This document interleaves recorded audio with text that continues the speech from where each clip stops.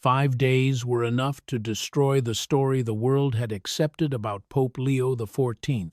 On May 6, 2026, a scheduled meeting disappeared from the Vatican calendar. A door inside the Apostolic Palace remained locked, and a handwritten note reached the Secretariat of State at 3 in the morning. By dawn, 3 senior officials had been summoned, but no public statement followed and no explanation moved through the usual channels. For nearly a year, Robert Francis Prevost had been described as careful, moderate, and institutionally safe. Cardinals saw discipline, journalists saw opacity, and Vatican officials saw a man who listened longer than he spoke. What they did not see was that the silence had a purpose, and that the first year of his pontificate had not been a period of adjustment. It had been preparation. By noon, the machinery of the Vatican was already shifting around decisions that had not yet been announced. Meetings were being canceled, access was being controlled, and senior men who were accustomed to receiving answers were being made to wait. Pope Leo had not called a press conference, issued a decree, or confronted anyone in public, but the institution had begun to understand that something had changed. The man the cardinals believed they had elected was still visible on the balcony of St. Peter's Basilica. The man operating behind the closed doors was finally beginning to reveal himself. Since May 8, 2025, the same question had followed Robert Francis Prevost across Rome, across Catholic media, and through the private conversations of the men who had elected him. Who was he when the cameras were gone and the formal audiences ended? The cardinals who supported him during the conclave admitted privately that even they were not entirely certain. Journalists who tracked his rise reached for the same limited vocabulary. They called him opaque, strategic, disciplined, and difficult to place inside the usual ideological categories. He rarely offered the kind of spontaneous public remark that could be turned into an immediate headline, and he did not seem interested in helping observers construct a simple political identity around him. The uncertainty was not confined to Rome. Men and women who had known him during his missionary years in Peru described someone capable of unusual warmth, direct attention, and personal ease. Then, without warning, he could become unreachable, as though part of his attention had withdrawn into a room where no one else had permission to enter. That distance was not coldness in the ordinary sense. It appeared most clearly when decisions were approaching, when competing interests entered the same room, or when the consequences of a conversation extended beyond the people present. Prevost would listen, reduce his movements, and allow the silence to expose what others were trying not to say. The world received a visible version of him during the first year of his pontificate. He appeared measured in public, careful with language, restrained in conflict, and unwilling to make his personality the center of the office. To many observers, those qualities confirmed the image of a transitional pope chosen to preserve stability after a turbulent period. Inside the Vatican, the same behavior produced a different effect. Officials who expected immediate direction often left meetings without knowing what he had decided, while others discovered days later that he had remembered every detail they assumed had passed without notice. His questions were rarely aggressive, but they forced people to reveal priorities, alliances, and weaknesses without realizing how much they had disclosed. This was the part of Robert Francis Prevost that remained hidden in plain sight. He did not conceal himself through theatrical secrecy or dramatic confrontation. He allowed other people to define him too early, then continued working while those definitions hardened around him. For almost a year, the dominant interpretation remained unchanged. He was a careful administrator with pastoral instincts, a patient institutionalist who preferred consensus to confrontation, and a safe pair of hands inside an ancient and divided church. What no one understood was that patience could be a method, restraint could be a weapon, and silence could be the first stage of action. Robert Francis Prevost was born in Chicago on September 14, 1955. He was not formed first by Rome, by the diplomatic customs of the Vatican, or by the inherited rhythms of European Catholicism. He grew up in a working-class American household, where problems were expected to be faced directly and where responsibility carried more weight than appearance. His father was a school principal, a man whose work placed order, discipline, and public duty inside the structure of daily life. His mother was deeply devout, and faith in that home was not treated as ceremony separated from ordinary obligation. Between them, they gave their son a conviction that would remain beneath every office he later held. Institutions exist to serve people, not the other way around. Prevost entered the order of St. Augustine while he was still young. The Augustinians gave him theology, but they also gave him a way to understand conflict without fearing it. Their founder, Augustine of Hippo, had lived inside contradiction, carrying brilliance beside failure, passion beside discipline, and moral struggle beside spiritual authority. That example mattered because it taught Prevost that truth does not always emerge from the absence of tension. It can appear when tension is confronted, examined, and carried without escape. Conflict was not automatically a threat to unity, and contradiction was not always evidence that a structure had failed. He absorbed that framework before he entered the rooms where authority would later surround him. He learned that a leader could remain disciplined without pretending that every problem had a simple answer. He also learned that avoiding conflict could preserve appearances while allowing deeper damage to remain untouched. Long before he became pope, this was already becoming his method. He would not move simply because pressure demanded movement, and he would not remain still simply because tradition made stillness easier. He would enter the contradiction, study what each side was protecting, and wait until the real structure of the problem became visible. Prevost earned degrees in mathematics and theology, two disciplines that demanded different forms of obedience from the mind. Mathematics required precision, sequence, and the acceptance that some answers were either correct or incorrect. Theology required humility before questions that could not always be resolved through calculation.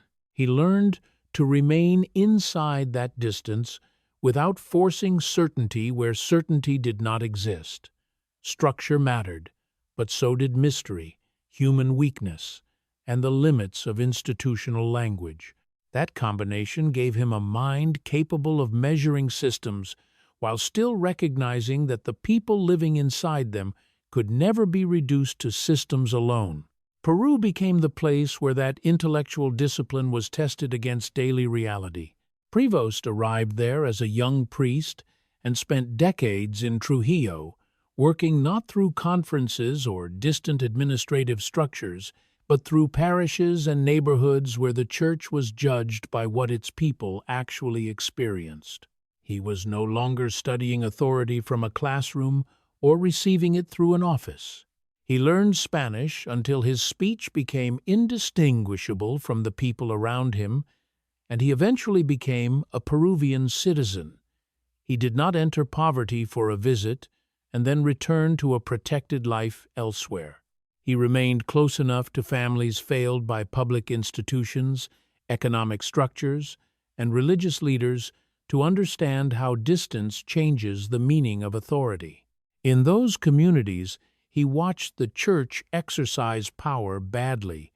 He saw authority delivered with arrogance, social distance, and a lordly condescension that treated obedience as more important than trust. The result was not stronger faith, but alienation, resentment, and people quietly withdrawing from an institution that claimed to serve them. He also watched the opposite form of authority at work, A priest or bishop would sit at the same table as a person with nothing, remove the formal distance of office, and ask what was needed before offering an answer. The gesture looked small, but it changed the entire relationship between power and the person standing before it. Prevost studied both forms without announcing that he was doing so. He observed which decisions opened doors, which gestures created fear, and which leaders protected the institution at the expense of those it was meant to serve. Over the years, those observations became an internal map of how ecclesial power moved through people, offices, habits, and silence. He learned where institutional leverage actually existed.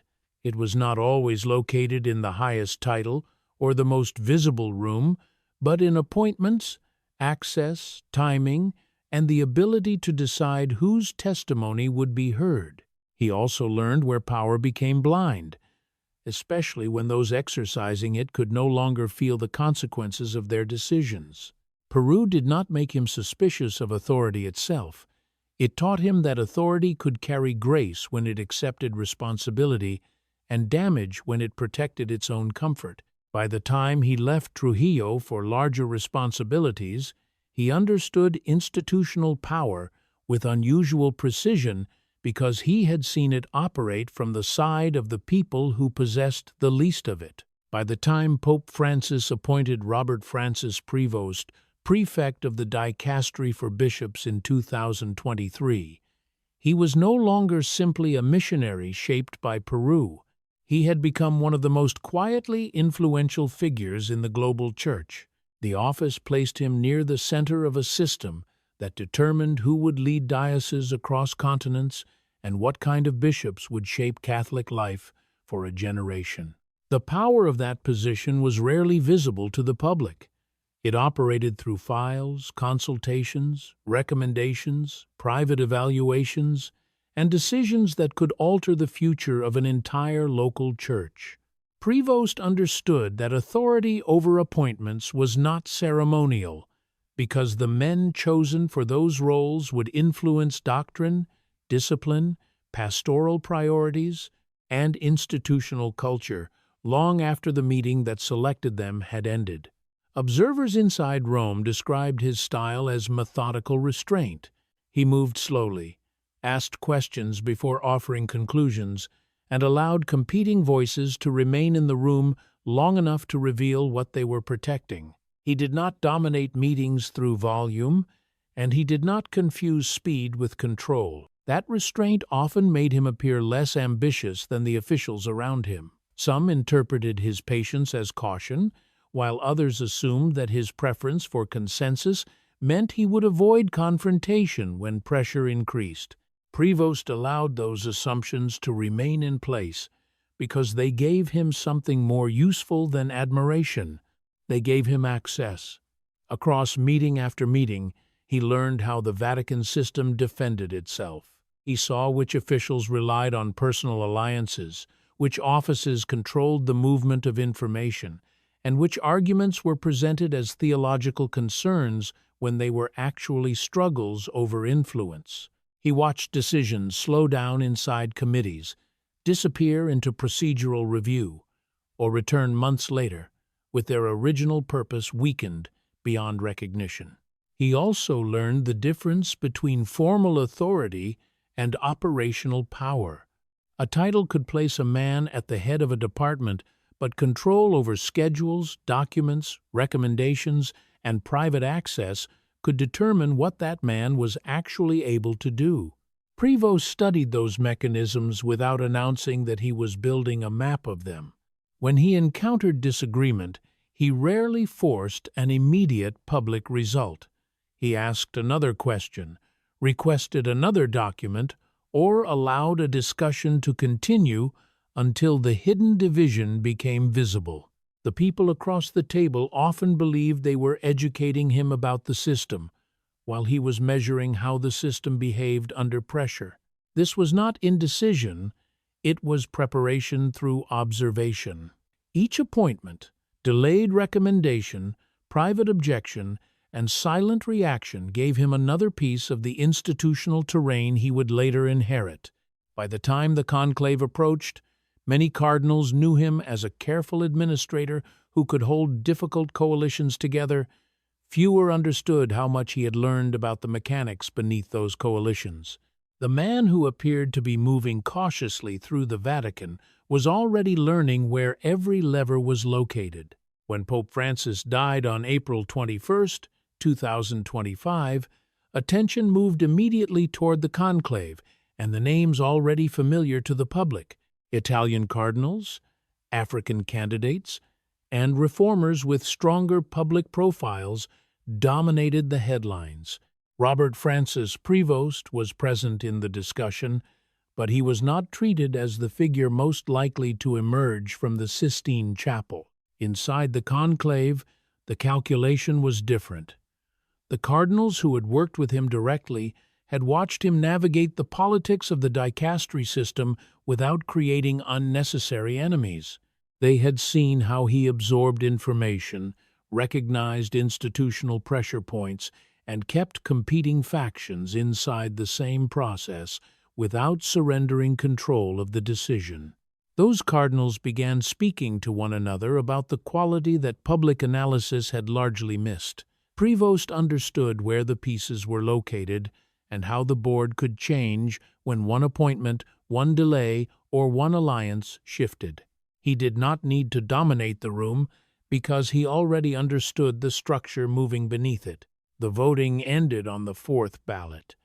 The speed of the result surprised even some of the men who placed his name on their ballots. A candidate presented to the world as quiet and difficult to categorize had assembled enough confidence inside the chapel to become pope before the conclave could harden into open factional struggle. His first major decision was the name. He did not choose Francis, which would have announced direct continuation before any policy had been formed. He did not choose John, a name that could have placed immediate emphasis on pastoral warmth and conciliation.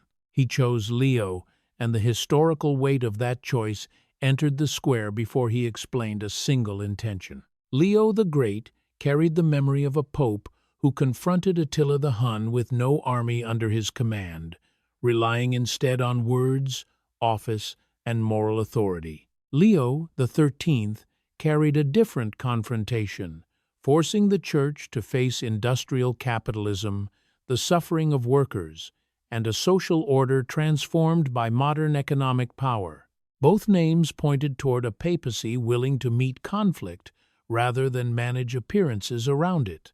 The new pope stood on the balcony of St. Peter's Basilica as Leo XIV. The name did not identify the target of the coming confrontation, but it established that confrontation was part of the design. From that moment, Vatican observers began asking what he intended to face. For almost a year, no complete answer arrived. His public manner remained measured, his decisions appeared incremental, and the expected dramatic break never came. Many concluded that the name had been historical symbolism rather than an operational warning. They were wrong about the warning. He had not chosen Leo because he wanted to appear combative, and he had not spent his first year searching for a public enemy. He was identifying the kind of authority he intended to exercise when the moment came to move.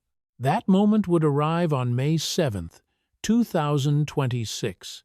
It would not begin with a balcony speech, a confrontation before cameras, or a declaration written for the public.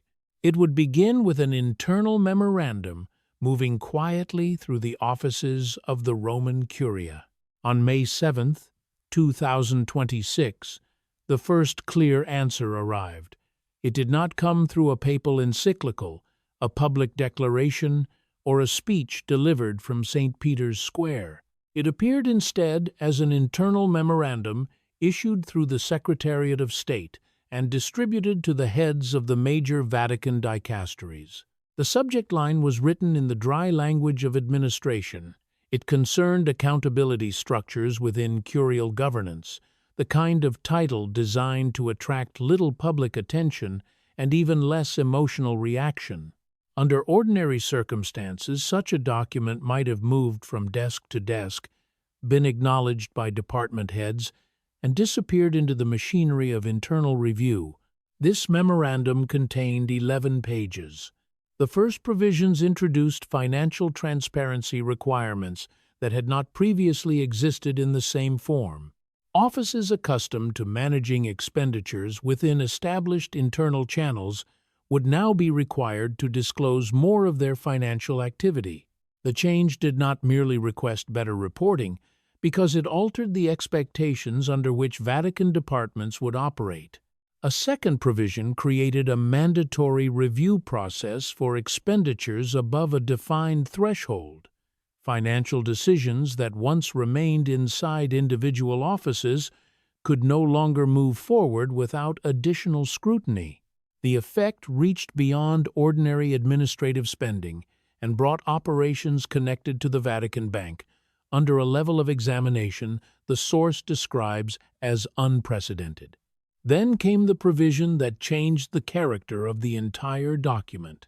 The memorandum established an independent oversight body with authority over the new accountability structure. That body would not report to the Secretariat of State, and it would not remain under the ordinary chain of curial supervision. It would report directly to Pope Leo XIV. The distinction was decisive. The Roman Curia had long operated through layered offices that monitored, negotiated with, and often protected one another. By placing the new oversight structure outside that chain and connecting it directly to the papal office, Leo removed the ability of the existing system to supervise itself on financial matters. This was not a recommendation awaiting broad consultation. It was not a statement of principles intended to begin a distant reform process. It was an architectural change written into the internal machinery of governance. The implications moved quickly through the Vatican. Department heads understood that financial authority was being separated from the relationships that had previously contained it. Officials who had relied on internal discretion now faced review from a body they did not control and could not redirect through the Secretariat of State. The document also changed the balance between the Pope and the curial departments surrounding him. Leo was not simply requesting cooperation from existing power centers. He was creating a new structure that bypassed them and placing its final line of accountability in his own office. By the evening of May 7th, telephones were ringing across the Vatican. Conversations moved between offices, senior officials sought clarification, and men accustomed to reading administrative language for hidden consequences recognized what the 11 pages meant. The memorandum had arrived quietly, but the institution was no longer quiet around it. The reform did not attack the Roman Curia in public. It did something more difficult to reverse. It changed the route through which money, oversight, and responsibility would move before the Curia had time to organize a response. By the morning of May 8, 2026, 3 senior curial officials had requested urgent audiences with Pope Leo XIV. Each expected the new accountability memorandum could still be delayed, revised, or returned to private negotiation before its structure became permanent. Leo granted none of the 3 requests. Instead, he met with lay Catholic economists from Brazil, Argentina, and the Philippines. The contrast was unmistakable. Senior clerics waited outside while voices from beyond the traditional hierarchy entered the room. Without issuing a statement, Leo signaled that financial governance would no longer belong only to the men who had previously controlled it. The decision revealed his method. He did not accuse the officials or stage a confrontation. He controlled the calendar, denied them the moment they needed, and widened the circle of authority before the Curia could recover its position. Later that same day, the first anniversary of his pontificate, the scheduled Mass, public address, and gathering of the College of Cardinals proceeded as planned. In the afternoon, however, 8 survivors of clerical abuse from Germany, Chile, the United States, and Ireland entered the Vatican through a side entrance. There were no cameras, no advance notice, and no official announcement. Leo met them without aides or advisors. He did not deliver a prepared statement or use institutional language. He asked what they needed him to do, then listened. Siobhan Delaney, a survivor from Cork, later said she entered expecting to be managed and left believing she had finally been heard after 20 years. The Vatican did not announce the meeting, and the Pope did not refer to it publicly. It became known only because Delaney chose to speak. The meeting showed the same pattern already visible in the financial reform. Leo acted before he explained, brought the people most harmed by institutional failure into the room, and allowed their testimony to exist before anyone could turn it into public relations. On May 9, 2026, an unsigned letter circulated among a select group of cardinals. It was written on paper that could only have come from within the Secretariat of State, giving it institutional weight while shielding its authors. The letter questioned the canonical validity of the new oversight body, suggested that consultation with the full College of Cardinals might be required, and warned that implementation was moving too quickly. It never challenged Leo directly, but its purpose was clear: slow the reform, reopen the decision, and return control to the structures he had bypassed. The resistance depended on remaining private. Through procedural questions, appeals to consultation, and demands for caution, the reform could be delayed without anyone openly defending the old system. The expectation was that Leo would call a meeting and move the conflict back behind closed doors. He did not. On May 10th, Pope Leo answered without summoning the authors of the letter or beginning private negotiations. The full accountability memorandum appeared on the official Vatican website in 6 languages, accompanied by a brief note signed personally by him, "For the faithful to read and consider." The publication destroyed the secrecy on which the resistance depended. The reform could no longer be slowed through internal objections, while the wider church remained unaware of what was being contested. Leo had placed the document directly before approximately 1.4 billion Catholics. Within hours, Catholic media in 40 countries had reported on it. By the following day, major secular outlets were also examining the transparency requirements, expenditure reviews, and independent body reporting directly to the Pope. Some called the move a masterstroke of institutional communication. Others warned it could damage the relationship between the papacy and the Roman Curia for years. Both reactions recognized the same shift. A hidden bureaucratic struggle had become a public contest over authority and accountability. The timing revealed something more. The release in 6 languages, the prepared digital publication, and the signed note suggested that Leo had anticipated the resistance before it appeared. He knew where the opposition would form, how it would speak, and what it needed in order to remain effective. By making the memorandum public, he removed those conditions before the opposition could organize around them. The Curia could still resist, but it could no longer do so unseen. Pope Leo had chosen the ground on which the conflict would continue. On May 11, 2026, Pope Leo XIV celebrated a private Mass in the Apostolic Palace at approximately 8:45 in the morning. Instead of returning to his scheduled meetings, he entered a restricted section of the Vatican archive with 1 archivist and 1 aide. He remained there for 2 hours, but the source does not confirm what he examined or why. At noon, the Vatican announced that he would address the full College of Cardinals on Friday, May 15th. The subject was the identity and mission of the Church in the second quarter of the 21st century. The wording pointed beyond financial procedure toward the fundamental purpose and authority of the institution itself. Before that address, Leo was scheduled to meet an 81-year-old German Jesuit theologian whose work on church authority, reform, and doctrinal development had been criticized and quietly suppressed for 40 years. The meeting could be consultation before an important speech, or a final theological review before a foundational declaration. Either possibility showed that the coming address had been prepared with unusual seriousness. The events of the previous 5 days now formed a single pattern. Leo had denied urgent access to senior officials, brought lay economists into the financial discussion, listened privately to abused survivors, published the accountability memorandum when resistance emerged, and scheduled a direct address to the assembled cardinals. He was not reacting from one crisis to the next. His first year had not been hesitation.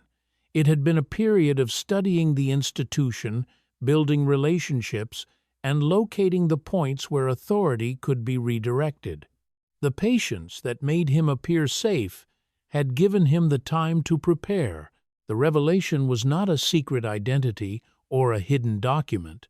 It was the difference between the Pope the world had been watching and the man who had been working inside the office. One remained visible while the other studied, positioned, and moved.